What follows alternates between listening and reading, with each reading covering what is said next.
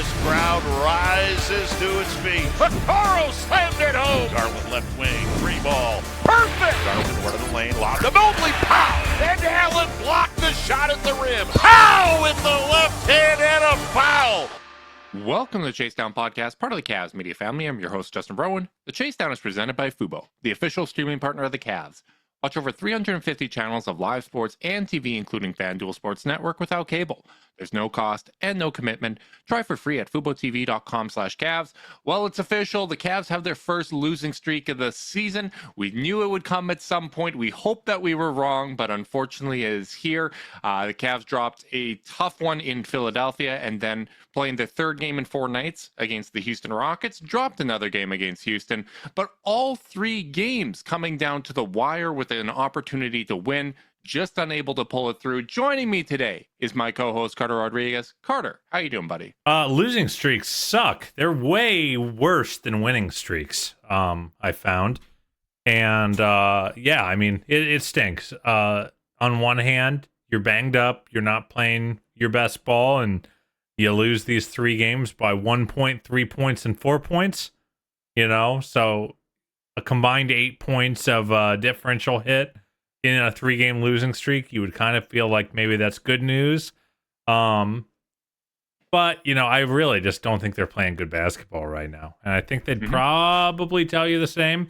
You know, falling double digits down to a very, very beat up Sixers team. You know, and in both Rockets games, they had to make furious comebacks to make the score respectable. Now, of course, that Rockets game they should have won, but they only should have won it based on a pretty stupid foul that put Darius on the line to end the game in the first place. So I don't think that they're playing good basketball, and you know, I think even though the numbers look close, there are certain stretches where you see this differential over 3 games and you go, yeah, but if you probably should have won one of those. You know, sometimes you have bad bounces and stuff. And they certainly have had a few of those, but I'm not sure they really deserve to win any of the 3. I totally agree. I think, honestly, these games are similar to some that we've seen earlier in the season. The difference is they didn't come away with a win, right? We've seen them turn it on. Game that comes to mind is that Toronto win recently with Mitchell out, where weren't really playing great basketball, turned it on in the fourth quarter, and that was enough. We saw that early in the season where they would turn it on in the fourth quarter and come away with comfortable wins, right? They had their legs under them. They would pull away, get the stops they needed, hit the shots they needed. And it just seemed like no matter kind of what the process, that was going to be the result. And honestly, like, I want to see wins. No, that's not going to be a surprise to anyone listening to this podcast, but I'm not even like that frustrated with these ones because I feel similar to you, where it just didn't seem like they deserved to win any of these games. They turned it on in the fourth quarter. They had an opportunity to win every single one of them. But when you're practicing bad habits and you're turning it on late, particularly against a good team like Houston, you're going to get caught, right? Like, you become susceptible to something like missing a free throw, right? Like, that was a theme in all 3 of these games, was missing 1 or 2 free throws down the stretch that could have changed the outcome, or at least had you in a position where you're playing for a tie rather than intentionally fouling to extend the game. It just, you know, the longer you kind of let those habits fester and the longer you continue to play that way, I think sometimes the harder it is to break out of it. And at least from a macro standpoint, I'm not incredibly concerned about what's going on with the Cavs. I understand they've been down bodies. They have a big lead in the Eastern Conference. Like, this is kind of the dog days of the NBA season. But from a short-term perspective, they got to turn things around fast, because Detroit is a better team than what we played in Philadelphia. Even though Paul George and Tyrese Maxey are very good players, Detroit's a more complete team, and they're going to make you work. The other 2 games they got coming up are against teams that they've had letdown games against, the Atlanta Hawks and Miami Heat. So they've really got to turn things around, go through another 3 and 4 stretch, and I just don't think that they can afford to approach these with kind of that same mentality of, you know, maybe 10 to 15 good hard minutes is going to be enough to come away with a win. Especially with another home game coming up on February 4th against the Boston Celtics on national TV. that the Celtics are 4.5 back, and we've talked a lot about how we're kind of appreciative of the Celtics for kind of being the thing that keeps the Cavs sharp. Well, time to go prove it, because it's only a good thing if they don't catch you. And you if you muddle through this next stretch, then lose to Boston, you could very well be looking at a two game lead, 2.5 game lead going into the All-Star break, and those get closed all the time. That's not a very big gap at all. So what looked like a no-doubter first seed in the East is, I'm not saying it's in question yet, but you drop a couple more and it probably is. The rest of these top teams are just winning too often for you to get away with not. Yeah, I totally agree. And, I think what Kenny Atkinson was saying post game, where, it starts with defense, it rang true, right? Like, we thought that Houston was going to test them on the defensive end, right? Like that they were really going to make the Cavs offense work. They were going to be physical, that they were going to get them out of the rhythm. And we saw that for a brief stretch for that game in Houston. But through the two games, the Cavs got very good looks from three. You look at that game in Cleveland, even though, it's a tough schedule situation where you expect to have dead legs, the Cavs performed incredibly well offensively. Donovan Mitchell and Darius Garland. Darius 39 points, Mitchell 33. Yeah, you put up 131 on a healthy Rockets defense. Right. The two of them, 16 assists to 4 turnovers. That's great. Like, they did absolutely everything that, you'd worry about against a very stout defense that's going to apply a lot of pressure, right? That when people say, hey, the Cavs only struggle at time. No, sorry, 11 turnovers. ESPN's box scores are still broken. And I'm losing my mind. That's tough for you, buddy. But like, when people say the Cavs struggle against length and athleticism, we on this podcast say, athleticism and pressure, because I think the ball pressure has been kind of the bigger story. The concern is on the offensive end. Does the offense hold up? The offense held up really well.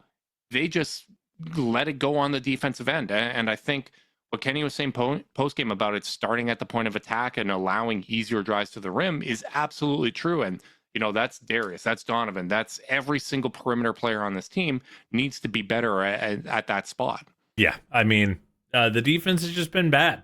And it just stops them from doing all the things that kind of makes them devastating. Mm-hmm. You're just not getting a lot of transition opportunities when you're taking the ball out of your own basket every single time. And I think it also puts the onus on their half court to work even better. And, I came into this podcast expecting to rail on turnovers. They're not really turning the ball over that much. It's just every turnover feels like prison, because if you're not getting stops in the half court, then a wide open transition opportunity or a pick six kills you. So, I think it's one of those things where you have to be careful, as always, with not treating symptoms, but instead treating the illness. And I do think right now the illness lies on the defensive end of the floor. Yeah, I totally agree. And in particular, I want to focus on that point of attack. I want to focus on the second chance opportunities we're giving up. They've had some bad luck when it comes to opponent 3-point shooting, but I'm not even stressing about that, because we fought that uphill battle over the years. That always normalizes. But even with that, they had a chance to win all of these games. This was a top 10 defense early in the year, even when their opponent 3-point luck was very poor. Right, because they got the job done in other areas. And you look at what's happened in January. Prior to January, they were 7th in half-court defense. They were 2nd in the league. They were the second best defense at defending putbacks in terms of how much, how many points per possession they were allowing on those types of possessions. In January, that half-court defense has dropped from 7th to 27th. That putback percentage has dropped from 2nd to 30th. They allow more points off of putbacks than any other team, and that is going to hurt your half-court defense, right? So when we're talking about what they're struggling with defensively, it's stuff that they have done before, right? Like we know that they are capable of this. I don't think after 3.5 years, it's, they've been figured out. We've even had stretches like this. Looking back at last year, March, April, they were in the mid 20s when it came to defensive rating for those months, right? And normally that would be big cause for concern. Hey, you're heading into the playoffs. You're bleeding points on the defensive end, and the defense held up very well in the postseason. Some of that, Orlando's not a very good offensive team, but they did a great job against Boston without Jared Allen, right? So I did a great job against a very good Knicks offense 2 years ago. That's a great point, right? Like, so we've seen this in stretches. We understand that this is part of, the NBA season. And even when it comes to that 3-point shooting, I couldn't believe this, Carter. I looked up how many wide open looks with no defender within 6 feet the Houston Rockets get versus every single team. Guess where the Cavs rank in terms of how many they gave Houston versus the rest of the league? 30th. They gave up fewer wide open looks than any other team. They only gave up 12.5 wide open looks. Houston just shot 60% on that. You look up at like the top of that list. Which literally is the difference between 2 wins and 2 losses if you look at the final scores. It is. But the thing is, even with the 3-point shooting, if they did a better job on the glass, if they were, containing at the point of attack, if they were playing defense like they did in the second half and the fourth quarters of both of these games for a longer stretch of the game, they would have come away with wins in these games, even with that opponent 3-point shooting. We saw the 19-0 run when they turned it on. We saw in Cleveland when they turned it on and the effort was there from the beginning.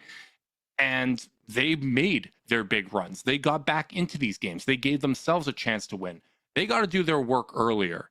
And the most frustrating part is when I look at these 2 Houston games, I feel like they came out with the right mentality. I thought that the defensive effort to start this game against Houston was on point. It seemed like they understood their assignments. It seemed like they had the better process, and they just took their foot off the gas for that middle portion of the game. Yeah, it feels like the Cavs from 4 years ago before they got good a little bit, where how many times were we clinging to those 5-6 minute stretches of really strong and high competence where we go, oh, see, they can do this. And now, the bar is kind of flipped where it's like, well, no, now I need you to do it for 48. And if you're not doing it for 48, it's a problem. I'm not looking for signs of life. I'm looking for best team in the league. So, I think there has definitely been a focus problem. These are not wired, really there's only been one wire-to-wire ass kicking, and that was the OKC game. Mm-hmm. Other than that, there have been these runs, but to your point, when they make these fourth quarter bursts, it's going from down 6 or 8 points to up 16, not down 22 to down 6. And it's just I just think they're leaving themselves such a big mountain to climb. From a numbers perspective, where you have to exert all this energy just to only be losing by a little, and no wonder the free throws haven't been as reliable down the stretch. No wonder that you are counting on hitting every important shot that you take, because if every shot you have to take for the last 5 minutes of the game is a must hit, then you're probably going to feel disappointed about the team's performance in the clutch. Now, I'm not saying that there isn't actual problems they've had in the clutch. I mean, we talked about that in our last pod, in that first loss where we thought the process kind of went awry. But they are just setting themselves up for an unwinnable perception battle, Yeah. And you're going to have bad luck in those spots. Eventually, there's still a lot of luck in this sport. But you can control your own luck by how you prepare, how you play the previous 48 minutes, right? Like, it's sometimes you have to do more work to do less work, right? And I feel like they are making their lives harder for themselves, right? Like, if you go grocery shopping and you don't plan ahead of time, what's my meals going to be for the week? What do I need to have? Well, you don't need to attack me, Justin. You're going to walk through the grocery store. You're going to spend more time in there, and then you're going to come home. You're sitting there with some chicken breasts and 2 cucumbers being like, I guess I can make a meal out of this. But if you actually plan ahead and you do the necessary things, you're going to make your life easier for yourself in the long run. And we talked about the defense on the last podcast, and we're going to be talking about it here. But one of the things that we said that was different is, well, they are playing more zone, so maybe that's something to keep an eye on.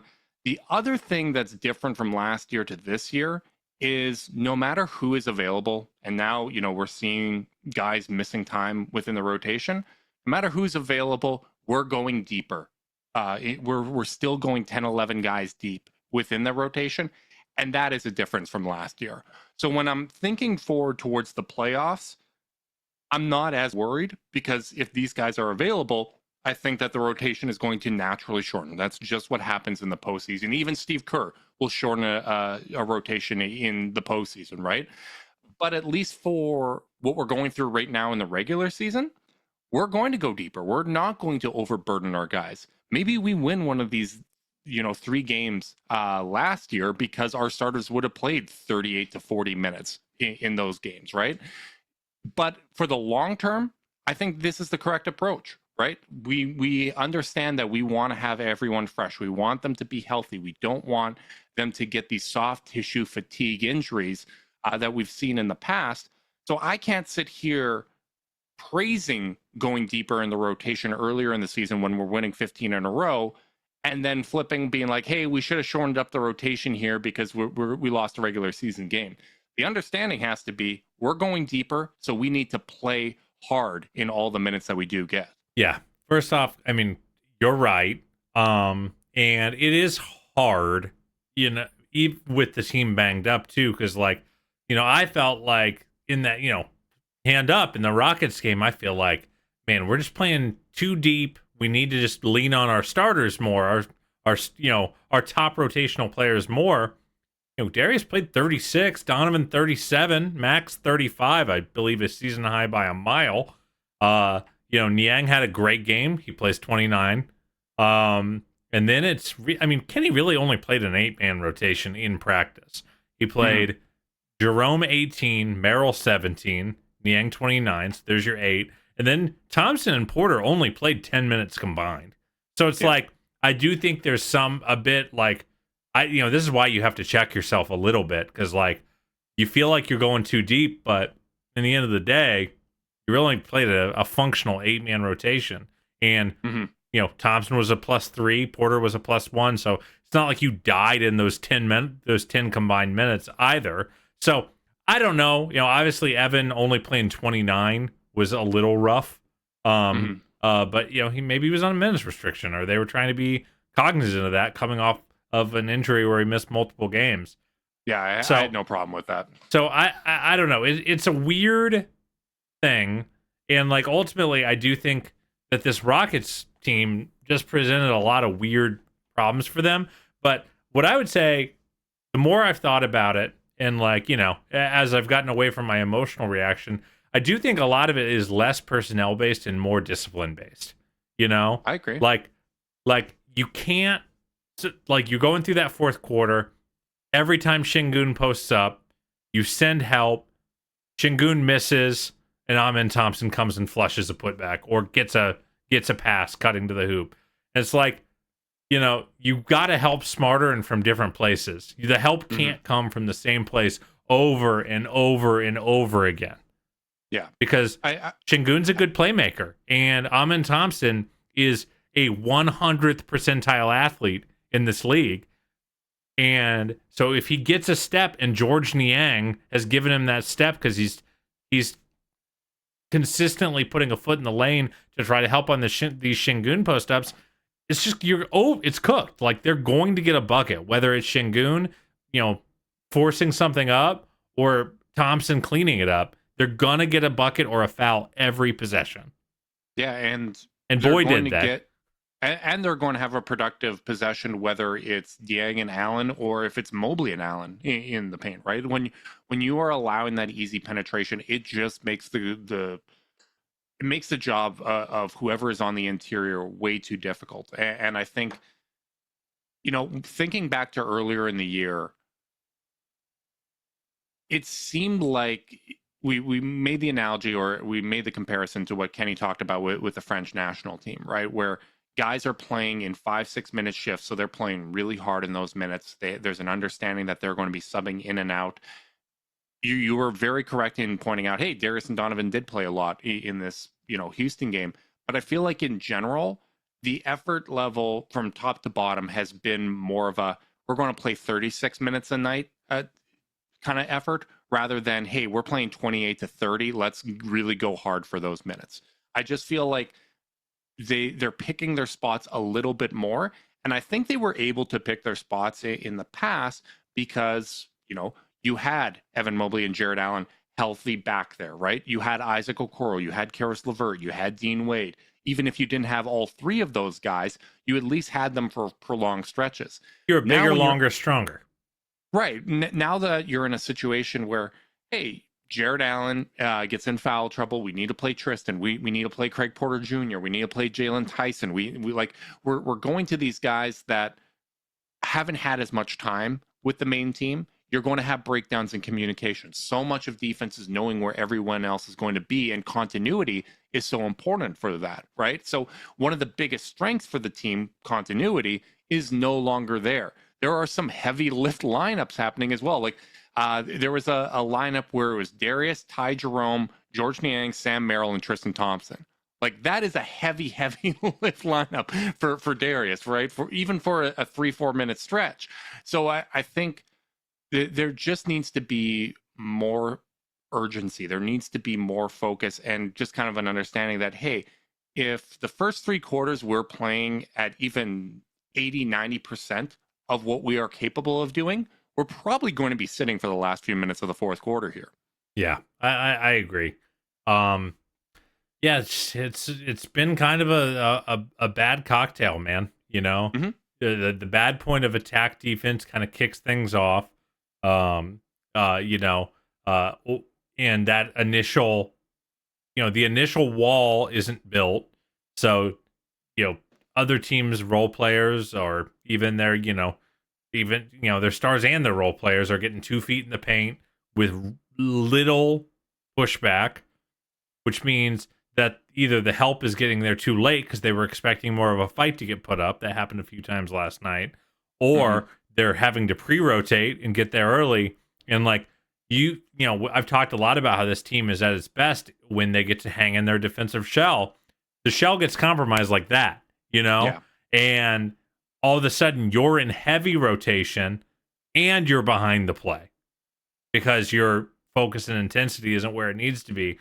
And then you start making mistakes because you're just not used to being so behind.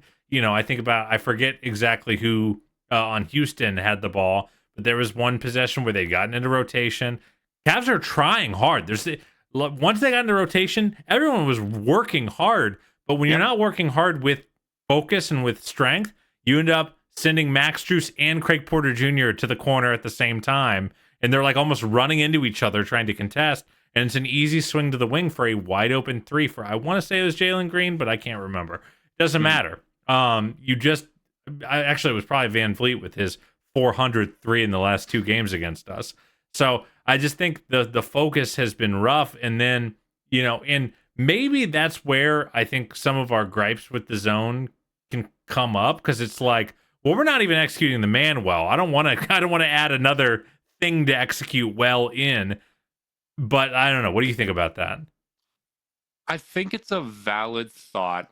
It's one that I have, and I have to check myself because, just from a basketball philosophy kind of standpoint, I'm not the biggest fan of using lots of zone, but I've also seen really good defenses use a lot of zone. I've seen the Cavs execute zone. They've won games really well with the zone. They've won games with the zone. So I don't want to kind of put my biases on this and say, that's part of the issue here, because I think it comes down to effort. Whether you're playing man or you're playing zone, effort and focus has been kind of that primary issue. And Kenny, said it in that OKC win where, hey, we're not getting stops in man, so we went to zone, right? Let's just try something different. Let's try anything to get this back on track. And it ended up working in that spot. So I can't really fault continuing to use it. I think it just, as you said, it's coming down to that focus. It's coming down to the effort and making sure that you're in a position to succeed. And being in a position to succeed is so important, Carter. That's why you need tools like Zoom AI Companion. Only you can do your best work. Zoom AI Companion can help you do the rest, like automatically taking notes, answering meeting questions, and helping you respond to your coworker. Available at no additional cost with eligible pay plans. Work happy with Zoom AI Companion. You're absolutely right, buddy. Great segue. But yeah, the zone thing is just a little weird to me, and I don't know. I think I'm like almost being like a grump boomer kind of energy of like, we're gonna hang in man till we figure it out. Like, which is not how you should make coaching decisions. But it's like, I don't want us to stop playing man because we're not getting stops. I want us to get stops playing man defense because this is a team that knows how to do it. I'm so happy you said that. And, this is one of those spots where I love that we just get to approach this from a fan standpoint, because that is 100%, Do you feel that way? That is like an armchair. Yeah, I'm sitting on my couch, just man up until you figure it out. I totally get you.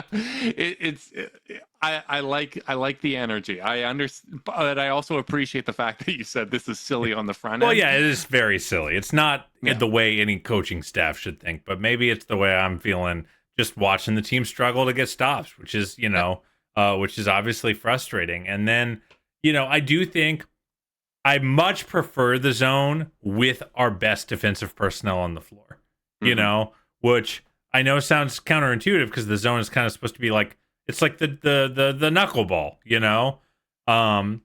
that kind of changes the energy. But it's like, I just feel like our ability to execute the zone goes way, way up when we've got a little more size on the floor, a little more athleticism on the floor, and the team's focus and energy is already where it needs to be. So I think the athleticism is a big component in this too, right? Like, it's even someone like Max Strus.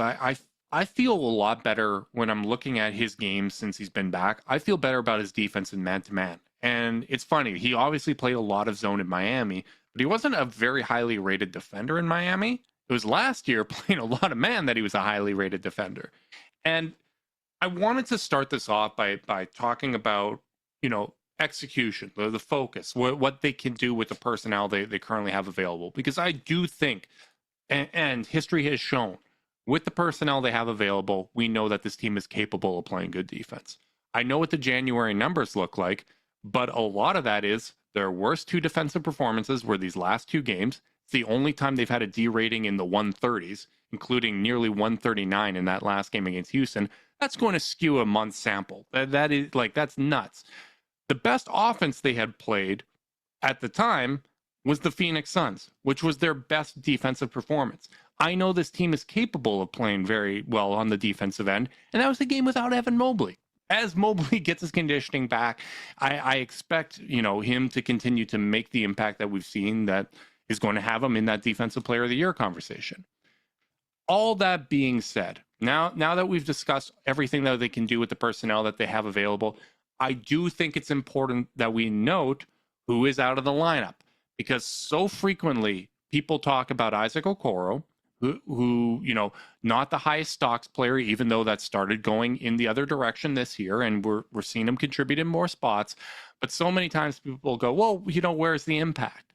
But when you really look at it, they were 9th defensively when Okoro hurt his shoulder against Brooklyn. Since that point, or from that stretch when he hurt himself against Brooklyn to when Evan Mobley left the team with a calf injury, they dropped to 15th. So that was with Mobley helping and healthy, right? That also includes 5 games with Isaac Okoro. I should note that. He wasn't healthy. He wasn't playing as many minutes, but in the minutes he did play, they had a 107 defensive rating in those minutes. He makes a difference on that end. And now you look at the stretch since, they're 23rd defensively, right? 12th on the season. So Isaac Okoro, he makes a big difference at the point of attack. I think his athleticism really matters. And even if he's only playing 20 to 22 minutes a night, that has a trickle-down effect on the rest of the lineup. That has an effect on how hard Mobley and Allen have to play defensively in the minutes that they're playing with them. That saves energy for later in the game. Karis LeVert has been a good defender, but I want to give Okoro some flowers because we don't know when he's going to be back with this AC joint sprain, but when people always say, where's the impact from Isaac Okoro? I think you're feeling it through this extended absence. I think you're right. And like, I think, sometimes I can be in that group, where I can be a little hard on the lack of the box score stats and things like that.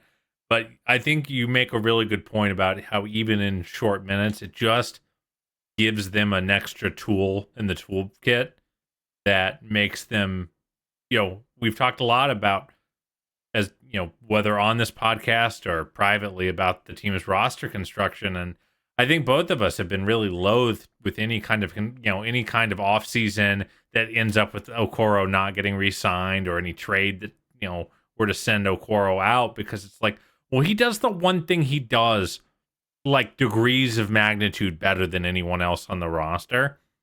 And like, having that level of specialist adds a lot to what you can do. And it allows you, even as a coach, to be like, all right, we're not getting stops. I'm playing Isaac 9 minutes in a row and putting him on their best guy to see if he can gunk it up, and make things a little messier.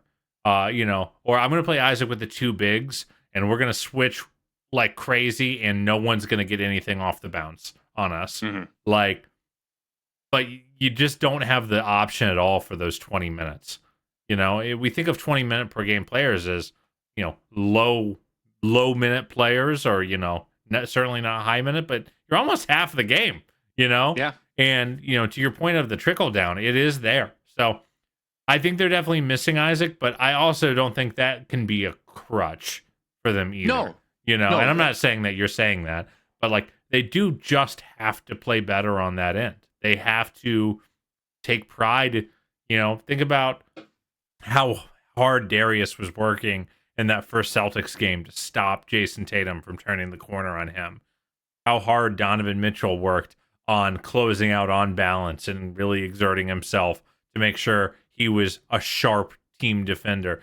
Like, there's just not been a lot of that up and down the roster right now. Like, and yeah, it's a lot harder when Niang is the weak side defender, because Jarrett or Evan got pulled into the primary action. Like, there are some structural things here, but that's where I go back to the focus and the intensity.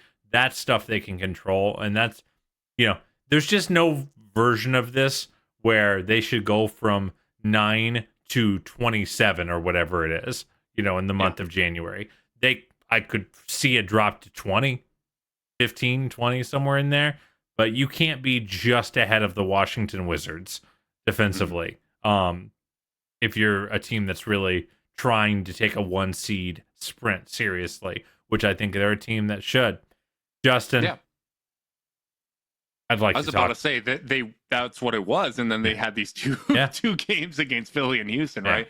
Which again shows you the volatility of a small sample. Yep, but they count. Is all I'm saying. Justin, I'd like to talk about the hacking Steven Adams in the third quarter. Okay. And just a general thing about why I wish we didn't do it. Okay. So, yes, Steven Adams hit his free throws. That made it worse. However, I think that so much of what makes this team special is their pace, is the fact that they can press an advantage and kind of and get you sped up and get you stressed.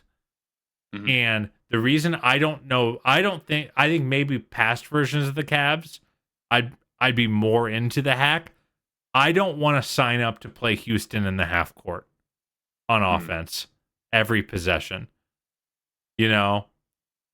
Adams is not a good free throw shooter. I want to say he's like 43% for the season or something like that. That's 0.8 points per possession about, if you were to math it out. But like, I don't think you're going to meaningfully outperform that metric trying to score against a set Rockets defense over and over and over again, especially when I thought your offense was really cooking. I thought it really I thought it kind of took them out of the game. And, obviously the differential blew up. I'm really trying not to account for that because a lot of it was Steven Adams hit every free throw, and thumb, Yeah, you're focusing on the process of it, right? But I don't think that's the road to expanding.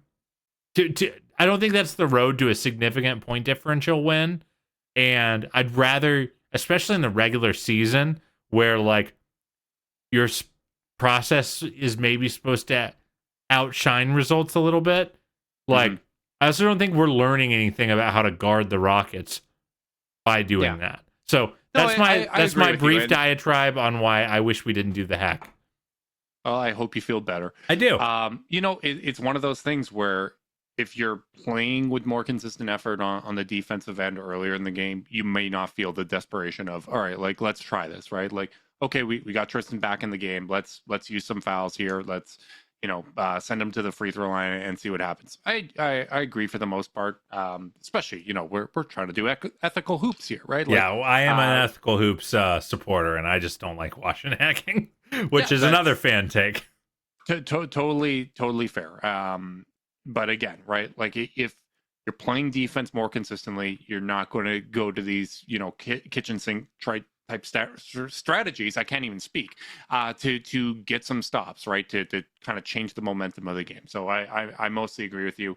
The one thing I wanted to point out, kind of getting back to that Okoro point, is having him in the rotation also just kind of helps from a continuity of lineup standpoint. And they just haven't had a whole lot of that. And I think one of the areas that is really apparent is in the Darius and Jarrett pairing. The Donovan and Mobley pairing has been more stable. They have two lineups that have played over 150 possessions. The Garland-Allen pairing doesn't have a single pairing lineup that's played over 150 possessions. Interesting. The leading lineup with Allen and Garland has 132 possessions. The second has 71. Mobley and Mitchell have three lineups of over 100 possessions and two over 150.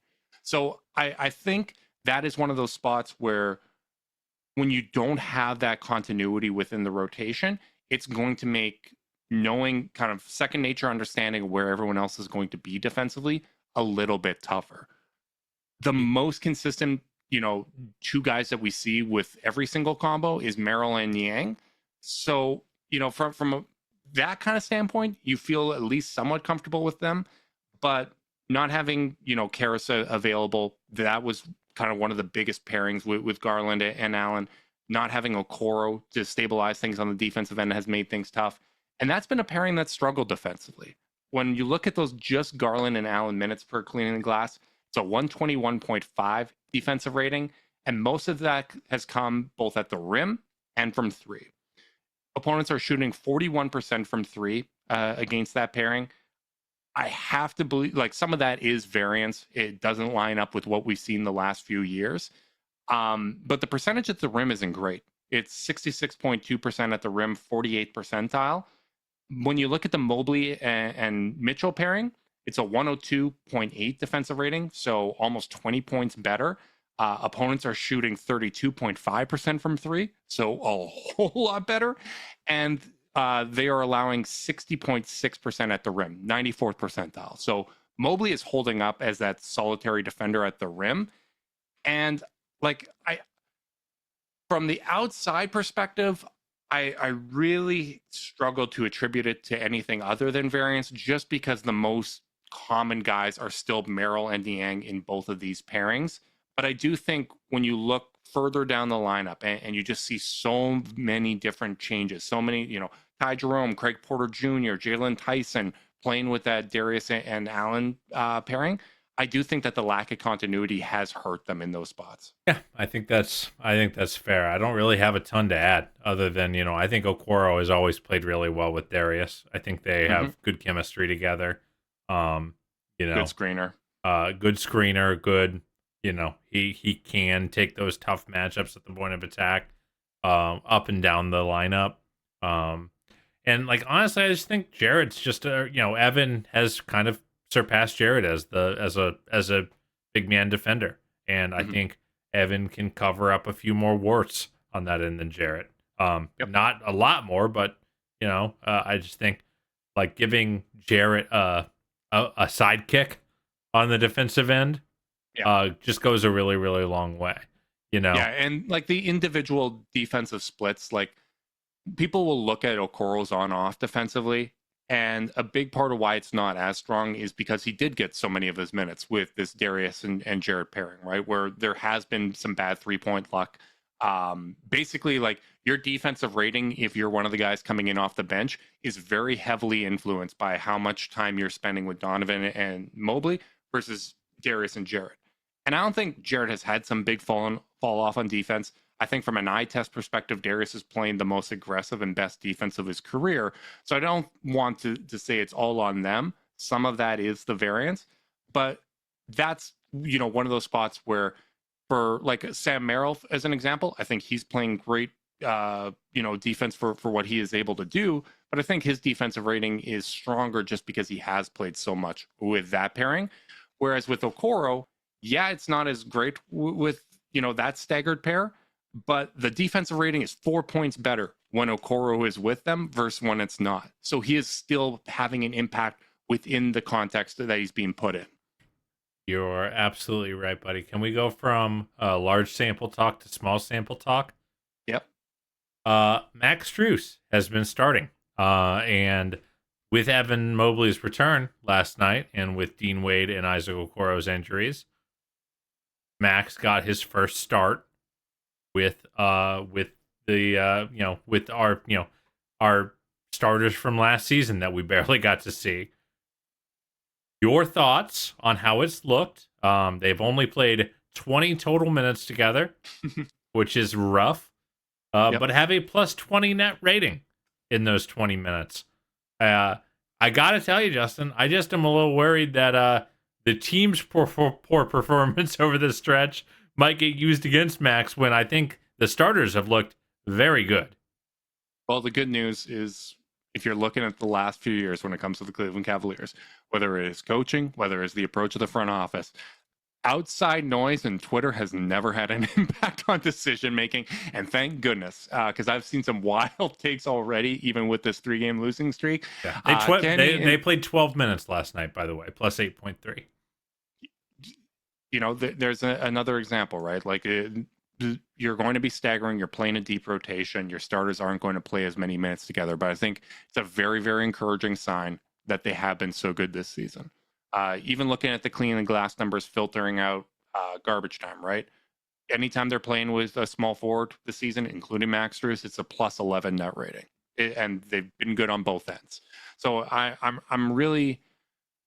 encouraged to see Max starting to find a groove. I think he just makes a lot of sense when it comes to the starters. We've talked about that all year. I would expect this, barring injuries, to kind of be what we see moving forward. I think we saw something similar where Isaac Okoro was starting in place of Dean Wade, and Kenny cited, hey, we're winning.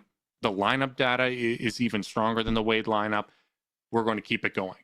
And understanding that Kenny is a lineup data guy, I have to assume that as long as this continues to go this way, this is probably going to be the way that it works out. Because as good as Dean Wade has been, or at least as good as our record has been with Dean Wade in the lineup, it's been the weaker of the starting lineups. It's just a plus 5 net rating on clean the glass, where when it's with Karras, it's plus 23. When it's with Okoro, it's plus 10. And as you said, plus 20 with Max Strus. It just has been better in the different combinations. And their numbers as a whole have been so much better. Dean Wade's numbers have been better at the power forward. So I just, assuming that Wade, his injury isn't something long-term here, I do think that this might just be kind of that opportunity for things to naturally settle. Yeah, I think in a lot of ways, and this is going to be informed by our opinion here, but I think in a lot of ways, no one wants Dean to get hurt, and I really hope he gets back, but I do think it makes a hard situation a little easier to handle, which is like, hey, we've been really good with you, but also Max is, our best option at the small forward spot. And you've made the case really eloquently on past podcasts about how you just get more lineup flexibility when you don't have to start with all three of your defensive bigs as your starters. Mm-hmm. You can make that call of like, in this matchup I want Dean, or in this matchup I want George, depending on kind of what we need so far in the game, especially as you get into postseason basketball. I think, I don't think the starters have been the problem. And in some cases, like going back to where we started this podcast, talking about how deep the rotations are, this is where I kind of go, I get that you want to play 10, 11 guys, but one limitation is that your starters, who are one of the only high volume lineups you have that are working right now, don't Aren't going to play a ton. only get 12 minutes together. Like I haven't looked it up, but I got to imagine the Knicks starters are getting a little bit more than 12. I think that's a safe assumption, Carter. I talked earlier this year, but I don't want them to do that either. To be clear. Yeah, here's the great irony. We talked earlier in the season about, as people who have enjoyed some Warriors slander over the years, it has always been kind of funny that, one of our driving forces of our offense is a point guard that really, idolizes Steph and wants to play on and off ball like him and studies the film, and Kenny Atkinson bringing over this Warriors offense and all that. Now we're getting the other side, which is what Warriors fans have complained about with Steve Kerr, which is we're going 11 deep no matter who's available, right? And it's funny. Well, not that we're complaining about it. We understand it, right? And I think, honestly, this is the right approach for the long term. It's us figuring out how we feel about this stuff. And yeah. I'm just appreciating the irony of it, because I messaged, our buddies that cover the Warriors. I'm like, I get it. And their response was, it is 100% the right decision for the long term, but absolutely, like, you understand it on an 82 game basis of, maybe some of these losses turn to wins if we're not taking this approach. The flip side of that is maybe some possible wins in the future would turn to losses because guys get worn down. They miss time. We saw what happened last year when someone gets hurt and then your seventh man isn't confident, and Garland and Mobley missed time last year, and everybody that was playing more minutes during that time has knee issues and wear and tear injuries, right? Like, we have seen enough of that to know that this is absolutely the right approach. As I said earlier, this is an approach we praised earlier in the year. Be incredibly hypocritical to start blaming it now. But the realities of it is just, you're going to have to understand, we're going deeper, so let's play hard in the minutes that we have. Everything they need to do is stuff that we have seen them do this year. Yeah. It's stuff we've seen them do in the past. It's stuff they're going to need to do. Like, people need to take the lesson from the offseason where they wanted severe roster changes to fix every single issue. We've already seen that this roster is capable of fixing those issues with their own internal play, right?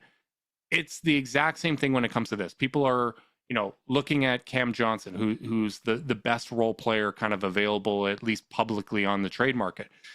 Even if you added him without giving up anything, he wouldn't help any of the areas that they are currently struggling in, because he is not, even though he's very tall, he's not a talented playmaker that's going to be, that wing ball handler that takes pressure off when your guards are being pressured. That's not his game. He is an okay defender, but he's not a lockdown defender. He's not, someone that's going to start clamping down larger wings and whatnot. So you are going to have to solve these issues internally, whether or not changes come at the deadline. So there just has to be that kind of understanding and, the mentality that isn't just, all right, quick fix, let's make changes, let's, blow up everything because 3 games went not the way that we wanted. Yep. You got to have a little more resiliency than that. Yeah, you got to, I mean, the reality is the real solution to this 3-game stretch is to hit the play better button. Yep. Like, I don't think these are terribly structural. I mean, there's some stuff, and we've tried to point to that stuff. The no Okoro, the lineups where you are asking certain things of certain people that maybe you wouldn't if you had everyone available. But like, this team won plenty of games shorthanded this year, last year, etc. And generally, it's because they executed better than they're executing over this 3, 4, 5, 6 game stretch. And I know it's the least interesting thing to say. Be focused. Use that focus to channel into high effort and play well. But, like, really, I think that's what the team needs to do the most. Yep, and probably good that we saved that until 50 minutes in, because we could have we really would have podcast. We would have really let down our Cavs overlords with a 45-second podcast. We would have let down our audience. They want to hear us. You know, Do they? They always support us no matter how the teams play. Yeah, they do. They you know, I'm I at least need to tell myself that, you know, if it's a lie, we fight on that lie, Carter. But you're right. They just need to play better. They just need to focus harder. And, you know, I get it's tough. This is absolutely the time of year where this kind of stuff happens. And that's probably contributing to me not being as stressed. It's just going to come down to when they get sick of this, right? Like when was the last loss enough? Was 3 in a row enough for them to kick into that other gear and say, we're tired, but it's a couple weeks until the All-Star break. We're going to get a rest. Let's finish strong. Let's maintain this lead that we have and go into the last third of the season with a dominant lead in the Eastern Conference. Because, you know, as frustrating as it is to lose these games and have a 5-5 stretch, they still have fewer losses than every other team. Like, everyone has gone through these stretches. Boston has gone through their 5-5 stretches, right? And Cavs aren't going to get the same benefit of the doubt, and they shouldn't. They have more to prove. The Thunder have one less loss than us, by the way. Oh, damn. I didn't even realize that. Well, you know, we no longer have the best record in the league, I'm afraid to say. Best record in the East. And you know what? The East is what really matters. But yeah, like, you know, it's going to happen. It's frustrating. We said during the winning streak that there's going to be a losing streak at some point. I will say now, there is going to be a winning streak in the near future as well. It's just a matter of when it comes together, when enough is enough, and they lock in and start playing the type of basketball that we know that they're capable of. So yeah, I certainly don't think they've lost anything. I'm annoyed, but I'm not stressed, which I imagine is probably how the locker room feels.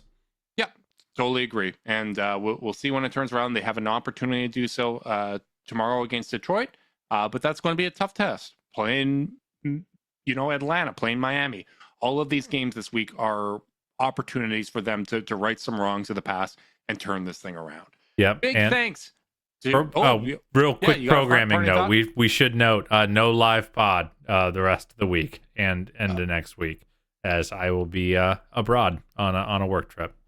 Well, you are a traveling man. We know this about you. Safe travels. I'm going to miss talking to you, but we'll have some great shows in your absence as well. Big thanks to everyone that tuned in live on YouTube. Make sure you guys like and subscribe. Click that notification bell so you know when we're going live. If you're listening via podcast and you want to support us, leave us a rating, leave a review, subscribe, unsubscribe, resubscribe, and help cook those books. If you want to be part of Chase Down's exclusive Discord chat, send a screenshot of their review to chasedownpod@gmail.com.